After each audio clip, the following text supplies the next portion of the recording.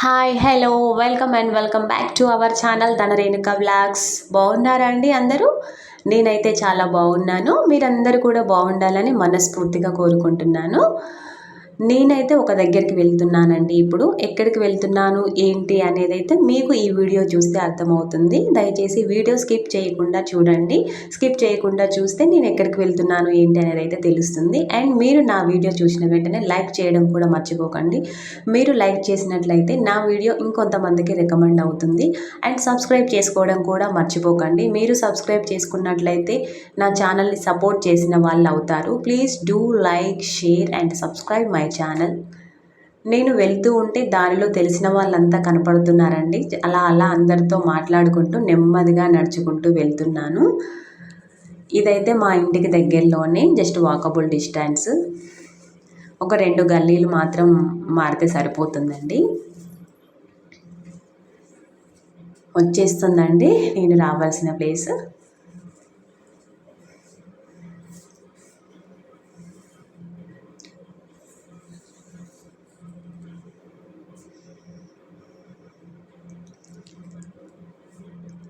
వచ్చేసింది.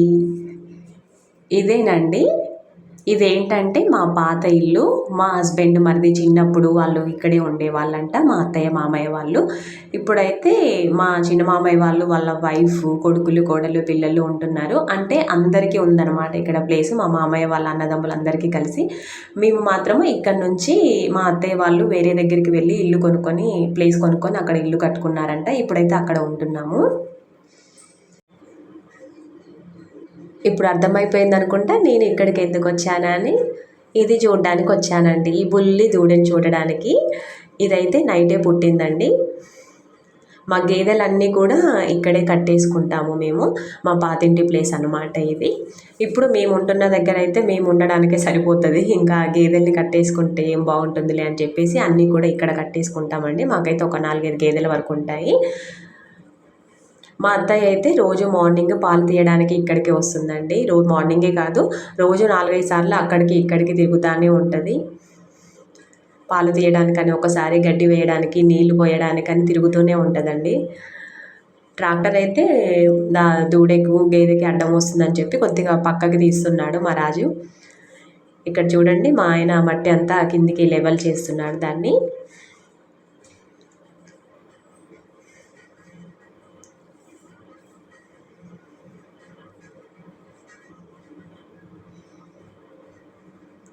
ఇదంతా కూడా కొద్దిగా ఎగుడు దిగుడుగా ఉందండి. అంతా కూడా మంచిగా లెవెల్ చేసి ఒక రేకుల షెడ్ అయితే వేయాలి అని అనుకుంటున్నాము.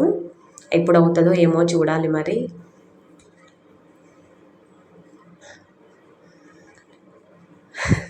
మా ఆయన అయితే తెగ కష్టపడిపోతున్నాడు ఇక్కడ.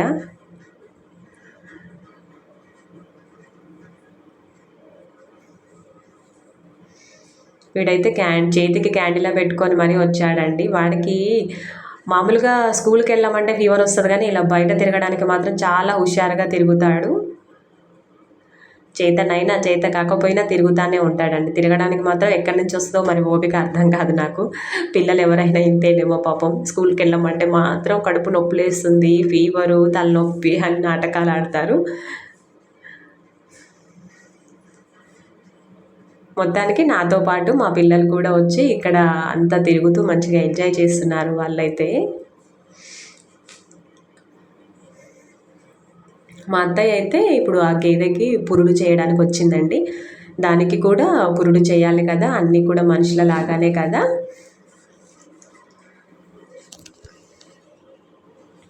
అది నైట్ ఎప్పుడు ఇనిందో ఏమోనండి పాపం. మా చిన్నత్తయ్య వాళ్ళు ఇక్కడే ఉంటారు కదా, అత్తయ్య అయితే నైట్ వచ్చి చెప్పిందంట మా అత్తయ్యకి బర్రె ఇనిందని.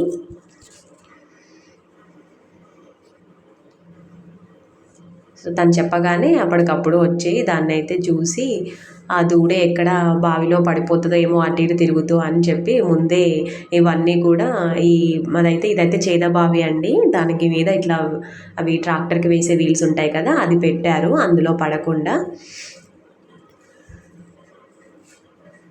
ఈ చేదబావికి అయితే పెద్ద హిస్టరీనే ఉందండి. ఒకప్పుడు అయితే ఊరంతా కూడా ఇక్కడికే వచ్చే వాళ్ళంట మంచినీళ్ళ కోసము. మంచినీళ్ళ బావి అని పేరే ఉందండి దీనికి. చాలామంది ఈ బావి నీళ్లు తాగేదంటే అప్పుడు. ఇప్పుడైతే అందరూ మినరల్ వాటర్ అని అయితే తాగుతున్నారు, కానీ ఒకప్పుడు అందరు కూడా బావి నీళ్ళే తాగేవాళ్ళు కదా. మొన్నటి వరకు సరిగ్గా నీళ్ళు లేవండి ఇందులో, కొద్దిగా కిందికి ఉండే. మొన్న వర్షాలు బాగా వచ్చాయి కదా, సో నీళ్ళు కూడా పైకి వచ్చాయి బావిలో నీళ్ళు. ఈ బావిలో నీళ్ళనే మేము మా గేదెలకి పోసుకుంటాము. ఆ దూడే పాలు పట్టలేకపోతుందండి పాపము, చిన్నది కదా. అందుకని మా రాజు దగ్గరుండి దాన్ని పాలు పట్టిస్తున్నాడు. దానికేమో రొమ్ము పట్టలేకపోతుందండి పాపం.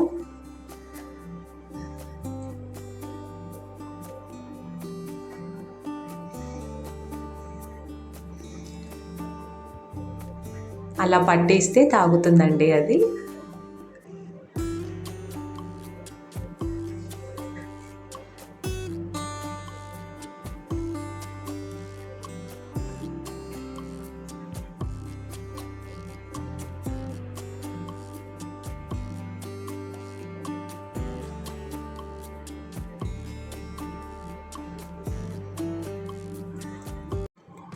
దూడకి పాలు పట్టించిన తర్వాత మా అత్తయ్య గేదెని మొత్తం కూడా శుభ్రంగా కడిగేస్తుందండి.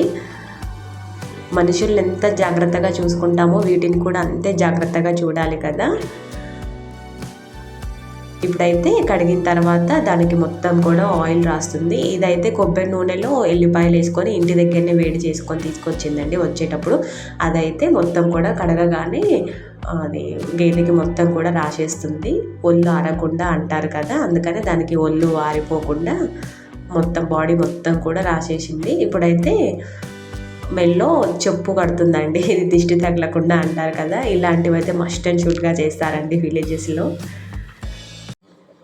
ఎవరి పని వాళ్ళు చేసుకుంటూ ఉంటే మా పిల్లలు ఇద్దరు మాత్రము ట్రాక్టర్లో ఆడుకుంటూ ఎంజాయ్ చేస్తున్నారండి. ఇదైతే మా ట్రాక్టరే, ఓన్లీ మా పొలం వరకే దున్నుకొని ఇక్కడ పెట్టేస్తామండి. ఈ పాతింటి ప్లేస్లో ఓన్లీ గేదెలు ట్రాక్టర్ మాత్రము ఇక్కడ పెట్టేసుకుంటాము మేము.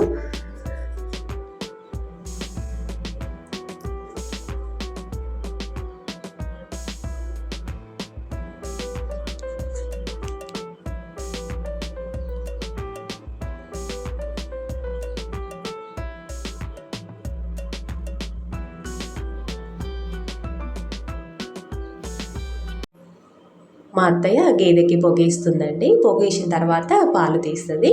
మ్యాక్సిమం అందరికీ కూడా గేదె ఈనిందనగానే ఫస్ట్ గుర్తొచ్చేది ఏంటి, జున్ను పాలే కదా. నాకైతే జున్ను అంటే మాత్రం చాలా ఇష్టం అండి. అంటే ఎవరు ఇష్టపడరు చెప్పండి, అందరూ కూడా ఇష్టపడతారు మ్యాక్సిమం జున్ను అంటే. చాలామంది బయట రెడీమేడ్గా తయారు చేసిన జున్ను కూడా కొనుక్కొని తింటారు, కానీ ఇదైతే చాలా న్యాచురల్ కదా. అసలు ఈ న్యాచురల్ జున్ను తినడం కూడా ఒక అదృష్టమే కదా, అందరికీ దొరకని అదృష్టం అండి ఇది. ఇది చూడండి, నా పాలేదో వీళ్ళు తీసేసుకుంటున్నారు, నా పాలు నేనే తాగుతా అన్న రేంజ్లో వచ్చి మధ్యలో దూరుతుంది మా అత్తయ్య పాలు తీస్తుంటే వచ్చి. ఇక ఇటైతే కుదరదులే అని అనుకొని మళ్ళీ అదైతే అటు సైడ్ వెళ్ళి పాలు తాగడానికి ట్రై చేసిందండి పాపం ఆ దూడే. అందుకో చూడండి, అటు సైడ్ నుంచి వస్తుంది అది.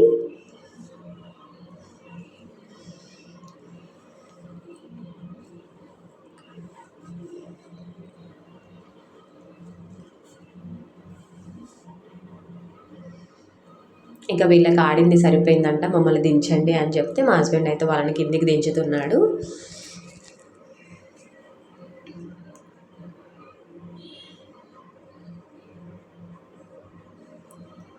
ఈ బావిలోంచి చేదిన నీళ్ళు అలా గాబులలో నింపితే అవైతే వచ్చి తాగుతాయండి. ఇలా అప్పుడప్పుడు మేము కూడా వచ్చి నీళ్ళు చేది పోస్తుంటాము. మా అత్తయ్య వాళ్ళు లేనప్పుడు, మా అత్తయ్య ఎప్పుడన్నా ఊరికి వెళ్ళినప్పుడు, మా ఆయన మా మరిది ఇద్దరు కూడా అవైలబుల్గా లేనప్పుడు అయితే వచ్చి చేది పోసానండి నేను కూడా అప్పుడప్పుడు. నాకైతే ఇలాంటి పనులు అప్పుడప్పుడు చేయడం కూడా చాలా మంచిగా అనిపిస్తుంది, ఆ ఫీలింగ్ అయితే. మ్యాక్సిమం వాళ్ళే చేసుకుంటారండి, వాళ్ళు ఉంటే మాత్రము. వాళ్ళు లేనప్పుడు మాత్రమే మేము ఎప్పుడైనా వస్తాము వాటికి నీళ్ళు పోయడానికి. మా అత్తయ్య జున్ను పాలు తీసి నాకు ఇచ్చిందండి. నేనైతే వాటిని తీసుకొని ఇంటికి వెళ్ళిపోతున్నాను. ఇంటికి వెళ్ళిన తర్వాత అయితే చాలా పని ఉందండి. ఇంతవరకు టిఫిన్ కూడా ఏమీ చేయలేదు. నేను వెళ్ళిన తర్వాత అయితే ఆ టిఫిన్ ప్రిపరేషన్ పనులు అయితే చూసుకోవాలి. అందుకని నేను ముందే ఇంటికి వెళ్ళిపోతున్నాను, వాళ్ళైతే తర్వాత వస్తారు.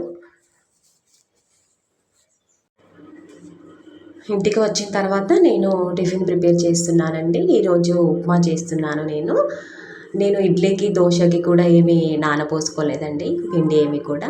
అందుకని ఉప్మా అయితే తొందరగా అయిపోతుంది కదా ఈజీగా అని చెప్పి ఈరోజైతే ఉప్మా చేద్దాం అనుకొని ఉప్మా చేస్తున్నాను. దానికోసం అయితే నేను పోపులో కొద్దిగా పచ్చిశనగపప్పు పల్లీలు వేసుకున్నానండి.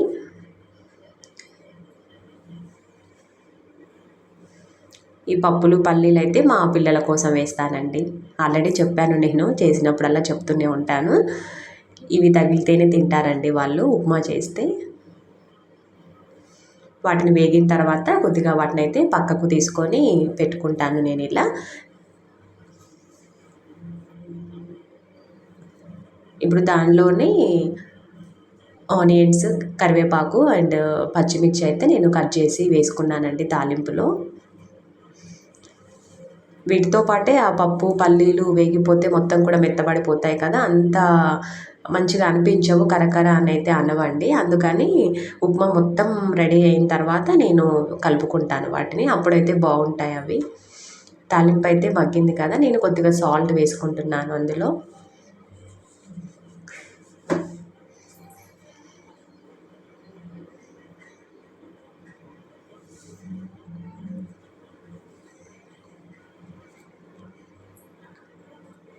ఇప్పుడైతే వాటర్ పోసుకుంటున్నానండి ఉప్మా కోసము. దీనికోసం నేను సపరేట్గా కొలతలు అయితే ఏమి పెట్టుకోనండి, సుమారుగా పోసేసుకుంటాను. ఎలా అయినా ఉంటుంది కదా, అయితే కొద్దిగా లూజ్గా ఉంటుంది, లేకపోతే గట్టిగా వస్తుంది. ఉప్మా అయితే మ్యాక్సిమం ఏమి ఖరాబ్ కాదండి, అందుకని కొలతలతో అయితే ఏం పోయాను, సుమారుగా పోసుకుంటాను. ఎసరైతే మసిలిపోతుందండి.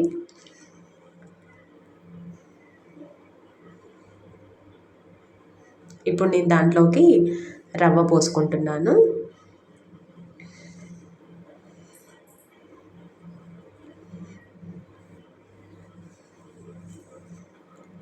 చాలా ఈజీగా అయిపోయే టిఫిన్ అనగానే నాకు గుర్తొచ్చేది ఇది ఒక్కటేనండి, ఉప్మా. కానీ మా ఇంట్లో ఉప్మానైతే ఎక్కువగా ఇష్టపడరు. ఎప్పుడైనా నేను దోశకు, ఇడ్లీకి ఏదన్నా టిఫిన్కి ప్రిపేర్గా ఉండనప్పుడు అయితే ఇలాంటివి చేసుకుంటానండి, తొందరగా అయిపోయేవి అయితే మాత్రము.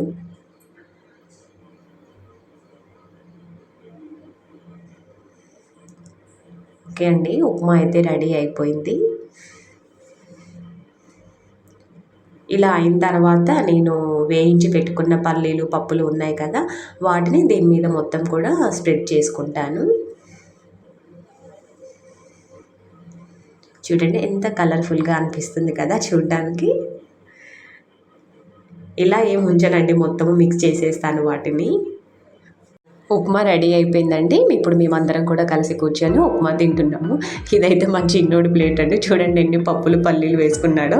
వాడికైతే సపరేట్ అనమాట. అలా పప్పులు పల్లీలు కనపడితేనే తింటాడు వాడు, లేకపోతే తినడు. అవి అయిపోయేంత వరకు తిని తర్వాత ఇంకా నాకు వద్దు అని అంటాడండి వాడు. వాడి ప్లేట్ చూస్తేనే నవ్వు వచ్చేస్తుందండి నాకైతే.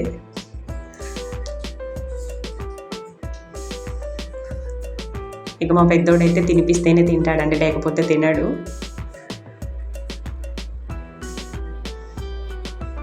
టిఫిన్ తిన్న తర్వాత నేను ఇక్కడ కర్రీ ప్రిపేర్ చేస్తున్నానండి, వంకాయ కర్రీ. నాకైతే వంకాయ కర్రీ అంటే చాలా ఇష్టం అండి. అందులో కూడా పచ్చిమిర్చి వేస్తేనే చాలా ఇష్టం. మ్యాక్సిమం అందరూ కూడా వంకాయలో పచ్చిమిర్చిని ఎక్కువ వేసి వండుతారు కదా, అలా అయితేనే బాగుంటుందండి వంకాయ కర్రీ.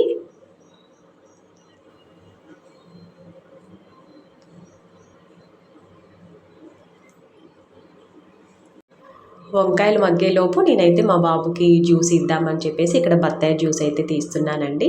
వాడికి ఫీవర్గా ఉంది, ప్లేట్లెట్ కౌంట్ తగ్గింది అని చెప్పాను కదా. ప్లేట్లెట్ కౌంట్, WBC రెండు తగ్గాయండి వాడికి. మళ్ళీ వాడిని కొద్దిగా మంచిగా చేయడం కోసం అయితే ఇలా గంటకోసారి ఏదో ఒకటి ఇస్తూనే ఉన్నాను వాడికి.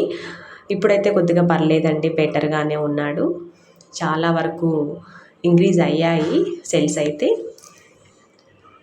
ఇంకొక రోజు అయితే తీసుకెళ్తే సరిపోతుందండి. వాడిని నెక్స్ట్ మండే రోజు తీసుకెళ్ళాలి మళ్ళీ హాస్పిటల్కి. ఇంకొక రోజు తీసుకెళ్తే సరిపోతుంది, మళ్ళీ అవసరం లేదనుకుంటా. మ్యాక్సిమం వాడైతే బాగానే ఉన్నాడు ఇప్పుడు. వంకాయ ముక్కలు అయితే మగ్గుతున్నాయండి. ఇప్పుడైతే కారం వేసేసుకోవచ్చు. నేనైతే పచ్చిమిర్చి మిక్సీ పట్టి పెట్టుకున్నానండి. ఆ కారాన్ని అయితే ఇప్పుడు ఇందులో వేసుకుంటున్నాను. ఈ పచ్చిమిర్చి అయితే అస్సలు ఘాటే లేవండి. మంట అయితే చాలా తక్కువగా ఉంది. అందుకని నేనైతే కొద్దిగా ఎక్కువగానే వేసుకుంటున్నాను. సాల్ట్ అయితే ఇందులో వేసేసానండి. నేను పచ్చిమిర్చి మిక్సీ పట్టేటప్పుడే సాల్ట్ అందులో వేసుకున్నాను. అందుకని ఇంకా కర్రీలో అయితే ఏమీ వేయట్లేదు. తర్వాత అయితే సరిపోకపోతే ఇంకొద్దిగా అయితే వేసుకుంటాను. ఇప్పుడైతే ఏం వేయట్లేదు.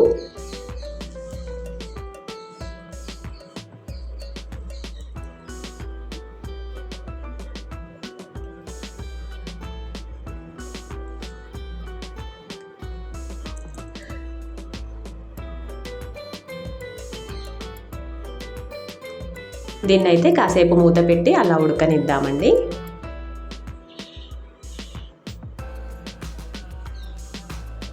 చూడండి ఎంత బాగా రెడీ అయింది కదా వంకాయ కర్రీ. ఆయిల్ అంతా కూడా పైకి తేలింది. వంకాయ కూర అయితే చాలా ఈజీగా అయిపోతుందండి. ముక్కలు అయితే తొందరగా గుజ్జు గుజ్జుగా అయిపోతాయి. ఆల్రెడీ ఇవి తొందరగా కొద్దిగా గుజ్జు గుజ్జుగానే అయ్యింది కర్రీ అయితే.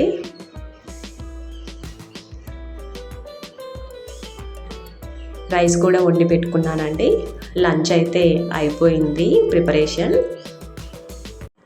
మ్యాక్సిమం నా పనులైతే ఆల్మోస్ట్ కంప్లీట్ అయిపోయాయండి. ఈ పనులన్నీ చేసేసరికి అయితే చాలా ఉక్కపోతగా అనిపించిందండి. మళ్ళీ వర్షం వస్తుందో ఏమో మరి.